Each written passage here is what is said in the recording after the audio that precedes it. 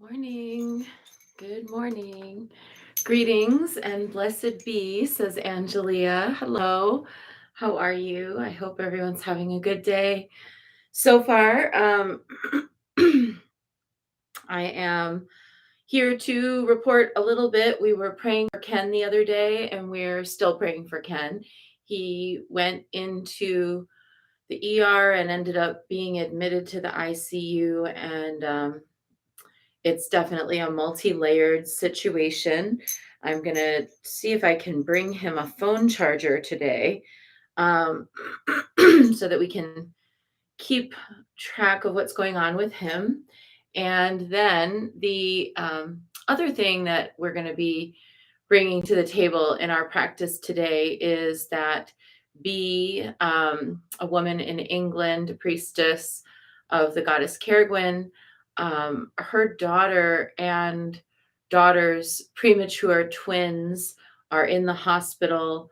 Um, and they need life force, and they need attention from the medical establishment to really get strong. So we're going to be holding uh, B's daughter and the twins in our practice today, as well as B, her husband, and the rest of their family who are so worried, understandably so.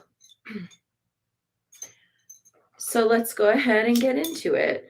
I'm sort of been sporadic in remembering to light the candle at the beginning of this practice, but I remembered today. Yesterday's practice was so wacky. I think that today will be a bit more peaceful.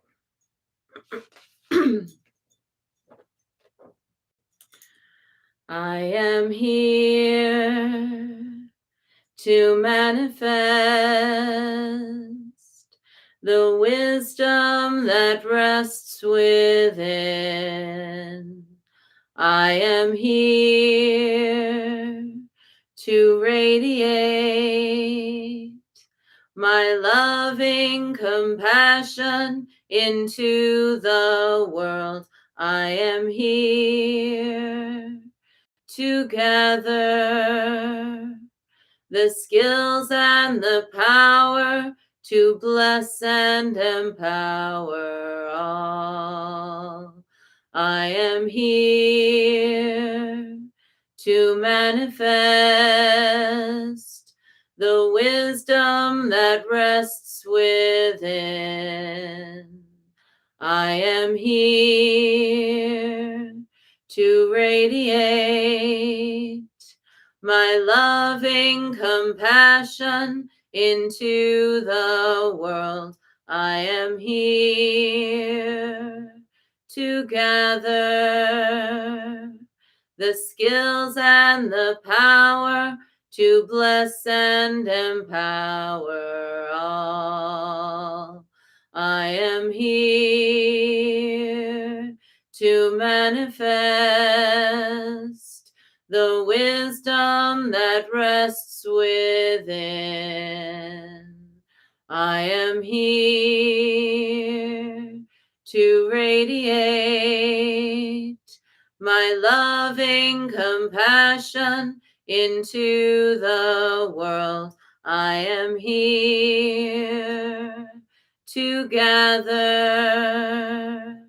the skill and the power to bless and empower all. The fundamental nature of my mind is pure. Within me is an inexhaustible source of love, wisdom, and power. The purpose of all spiritual practice is to reveal and make contact with this. When ignorance is removed, unlimited wisdom, compassion, and power arise. It is the mind's conditioning that limits understanding of who I am and what I can become. I will cleanse my mind of faults and develop beneficial qualities. This removes obstacles to my path and creates beneficial conditions. Recognizing the interconnectedness of all, I will strive to be my best, to manifest my enlightened potential, ever dedicated to benefiting all beings. I will think, speak, and act as Tara.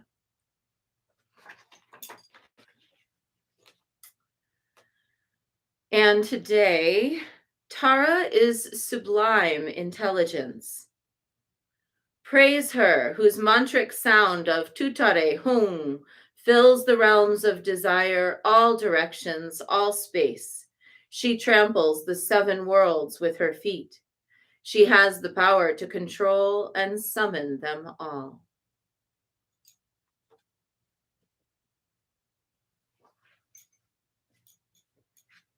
Sometimes in Dharmic texts, we might find what at the surface seems like violent imagery. And that violent imagery generally tends to be metaphorical, especially regarding the dissolution of attachments to ego and the need for there to be some kind of particular outcome to one's practice. So even though we hold certain intentions within the field of our practice, we're not attached to the outcome of our practice being exactly what we've envisioned in those intentions. Rather, we're holding for the intentions to manifest in the right way, in the way that's going to be of highest benefit for all beings. So we might say, I want this to happen, or I want that to happen, but our view of that might be limited or might involve getting us entangled in things that would ultimately be more problematic. So then, when things don't turn out exactly the way that we want them to, we might feel betrayed by the practice. But if you really, kind of get into it, it's almost like we have to graduate beyond a child devotion to a mature devotion. A child devotion is the one that says, I am just going to make this wish and pray this prayer, and then it'll all go the way I want it to. And then feeling a sense of betrayal when it doesn't. But a mature practice says, I will do this practice in such a way as to seed the collective with the positive energies of this intention for the benefit of all. And I will trust that whatever manifests from here includes the energy that I've given, whether it's exactly the outcome that I asked for or not. And that can be kind of a different approach to devotion. We're not transactionally in devotion. We're not transactionally in practice. Like, if I do this thing, will you give me that thing? We're instead in an expansive relationship to practice. If I do this thing, it improves everything, whether it gives me anything in particular or not. So let's today, really contemplate all the things in our lives that maybe we've prayed for or asked for, wished for, hoped for, that didn't come to pass exactly the way that we thought that they should or would, and see if we can mine those experiences for the real nuggets of wisdom, which is that, potentially on the other side of something, of an experience, we're able to see that even if it didn't go the way we thought it should, it still turned out all right. All right, now let's see about our card. That's what I get from the sublime intelligence.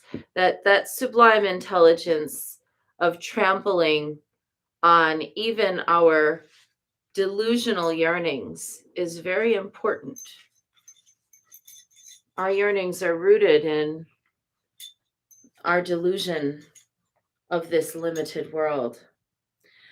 Today, we've got arguably one of the most important protectors in the Nyingma Vajrayana tradition, particularly in our lineage, the Dujam Dakini Heart Essence lineage, Vajrakilaya, the magician. What you identify with becomes who you are. So here's the card, Vajrakilaya and consort in union, wreathed in flames. Vajrakilaya has, I think, multiple heads in this card, 3 heads,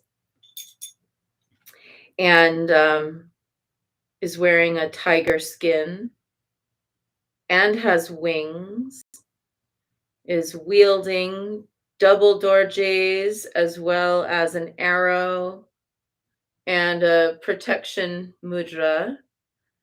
His consort is holding the skull cup and an utpala or lotus flower. He has a garland of severed heads similar to Kali.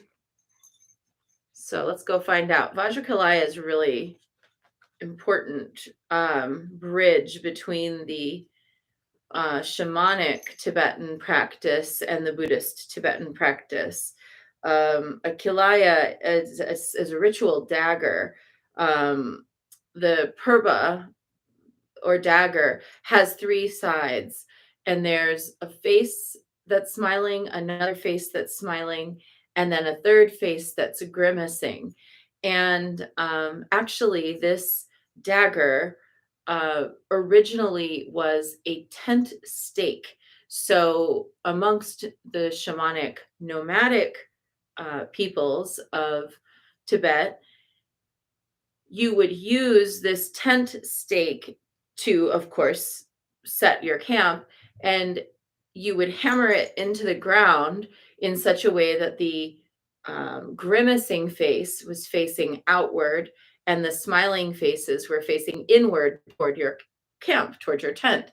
And that grimacing face is there to kind of protect and ward off negative spirits, evil spirits, if there's any earthbound wandering ghost that wants to cause mischief. Then it becomes symbolic in the Buddhist tradition of being a weapon that will destroy the enemies of ego, the things within the ego or within this mortal coil that would distract us from our pursuit of enlightenment. So let's read about it here. But just like a little interesting history of the tool, that it was originally a tent stake amongst shamanistic nomads in the sort of Dzogchen way of thinking. And then in the Shangshung Valley specifically is where Dzogchen originates, but then it becomes important to the Buddhists. Vajrakilaya holds a 3-sided magical dagger called a purba in his hands. Wooden ones are used for healing and harmonizing, and metal ones, ideally made from meteorite metal, are for work with heavier, more destructive forces. They can fix the sky to the earth, establishing an energy conduit between them. The energy is fierce, wrathful, piercing, affixing, and transfixing. Vajrakilaya's practice is famous in Tibetan Buddhism as the most powerful for destroying the forces hostile to compassion and helping to purify spiritual pollution. Purbas are used to bind and pin down demons and negative thought forms. Like catching a leprechaun to get him to grant you 3 wishes, you have to pin them down to be able to purify the negative energies and release the constrictions created by them. Vajrakilaya is a heruka, a meditational deity most associated with the purva's use. He is the equivalent of the sum of all the 3 Christian archangels, Michael, Gabriel, and Raphael, with all their attributes rolled into one deity. His practices are so effective and enigmatic that all of the schools of Buddhism use them as major facets of their practice. There are 8 herukas in the Buddhist pantheon. They are fierce beings, usually shown with 3 faces and embracing their consort. The wings of the Garuda bird symbolize their union of skillful means and wisdom. We meet the herukas after death when we are in the in-between phase of existence called the bardo, where visions and experiences waft to us from the ether of our own mind's past memories. At first, we see peaceful deities, but these eventually give way to wrathful forms. Some of these are the Herukas. They are mere projections of our own minds, our own thoughts and fears. Buddhists are taught that they need to face these projections and not shrink from them. Only then they will have no power over us. To engage or contract in the face of fear is like a magnet to the very thing we're trying to get away from. Contraction pulls in energy, and this is why rebirths happen and why karma is karma. What you identify with or react to becomes part of who you are. That is really intense. To just think about that for a minute. I think that it's important that we look into the lineage of this type of thinking so that we can understand why the concept of, where you put your attention will grow. Why does that concept exist? Because I think that this is a concept that can be used to kind of excuse toxic positivity or to blame victims for things that have happened to them. Or it can also be a concept that's used to kind of dismiss someone's real trauma or real pain in life. It's challenging. At the same time, it is also true that, for example, statistically speaking, someone who has been hit by lightning is more likely to be hit by lightning again in their life more than once. Or in another way, someone who has been sexually assaulted is more likely to be sexually assaulted again, statistically speaking. It's not to blame anyone for what happens. It's that realistically, when there is this kind of an energetic imprint upon you, it does leave you vulnerable. And that vulnerability that you have then that you carry out into the world, you may or may not be fully aware of it, but others are. And so if you have been victimized, maybe part of your trauma is carried with you, and other people who are, victimizers are going to be drawn to that. They're going to feel like that they see your vulnerability, or that they perceive that there's something that they could get from you. Similarly, like other kinds of things, we might start to think, oh, I love ducks, that's such a cute little duck. And then pretty soon everybody's giving us ducks, duck dish towels and duck plates and little duck figurines. And now the whole house is full of ducks. So learning how to kind of mitigate becoming too identified with any one thing, with any one experience, is part of non-attachment. So non-attachment doesn't mean that it didn't happen, and it definitely doesn't mean that we just sort of like pretend that reality is not real. You can't identify out of reality.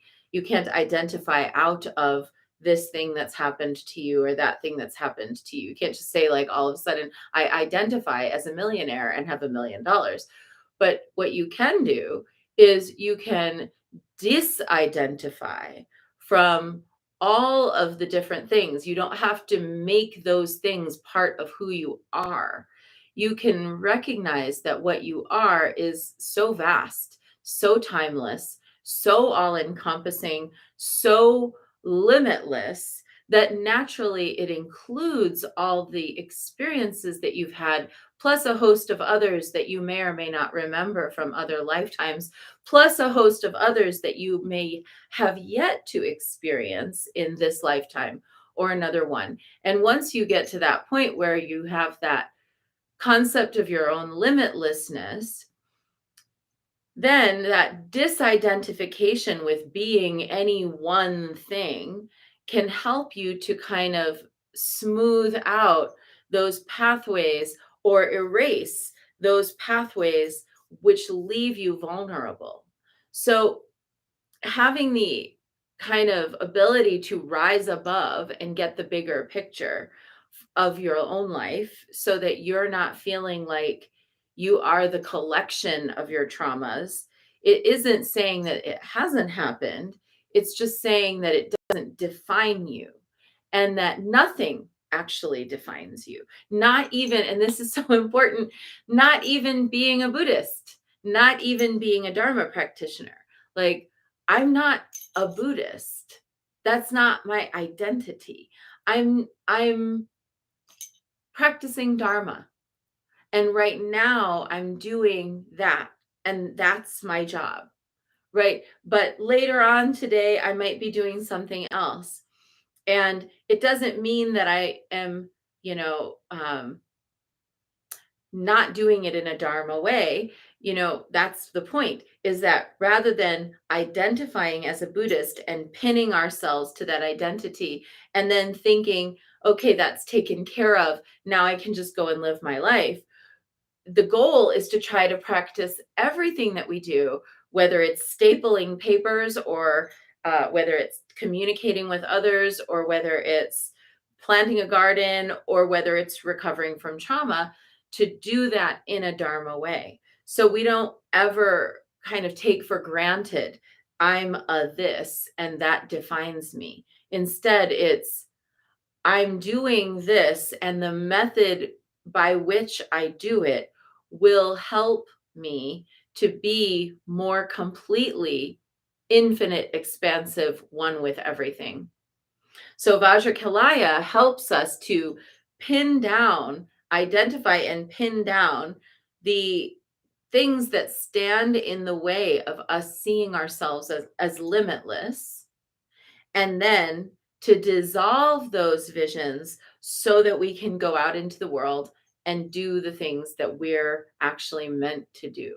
And we can do them in a Dharma way rather than doing them in an occluded way.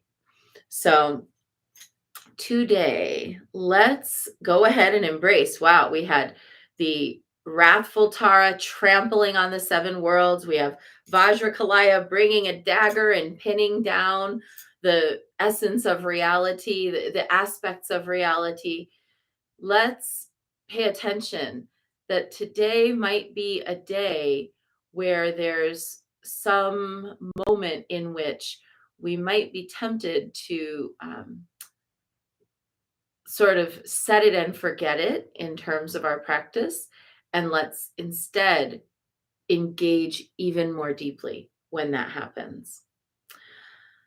That is our short bit for today, if that's what you were here for. And now let's dive in. We're going to do 3 prostrations and we're going to actually do proper practice today after yesterday's wacky practice.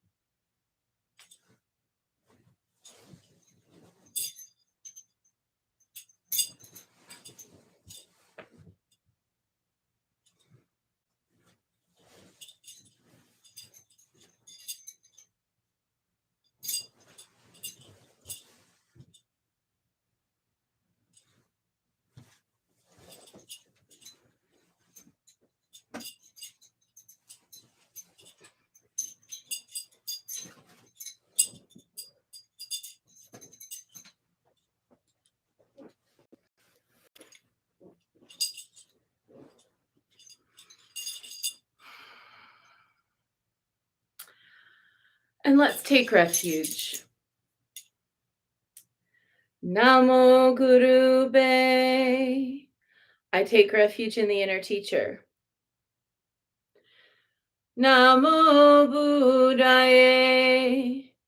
I take refuge in the great mother of compassion. Namo Dharmaye. I take refuge in the wisdom of the ages. Namo Sangaye.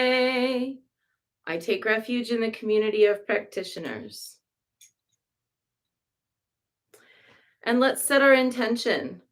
A person, place, situation, or circumstance that will benefit from our practice today. And holding Ken as well as B, her daughter, and her grandchildren.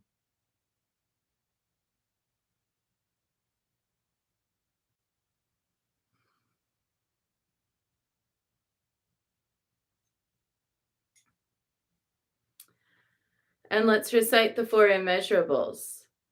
May I be a source of loving kindness in this world and all worlds, bringing a generous heart to all my thoughts and doings. May I be a vehicle of compassion in this world and all worlds, ever mindful and aware of the tremendous suffering of others. May I be a brimming vessel of joy in this world and all worlds, delighting in the happiness of others as their suffering is alleviated. May I be a balance point of equanimity in this world and all worlds, seeing all as equals and all as deserving of goodness.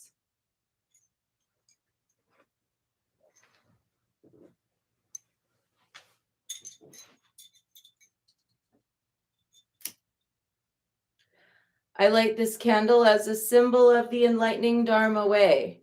May it shine brightly for the benefit of all beings. I light this incense as an offering to Guan Yin, she who hears the cries of the world, mother of all.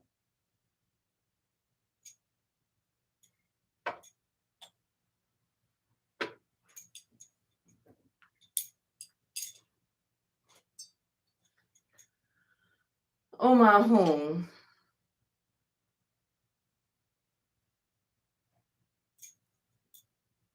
Oma Hung. Oma Hung. Oma Hung. Oma Hung. Oma Hung. Oma Hung.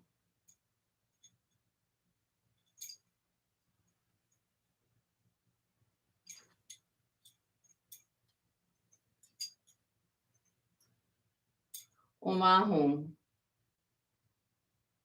Oma Hung. Oma Hung. Oma Hung. Oma Hung. Oma Hung. Oma Hung.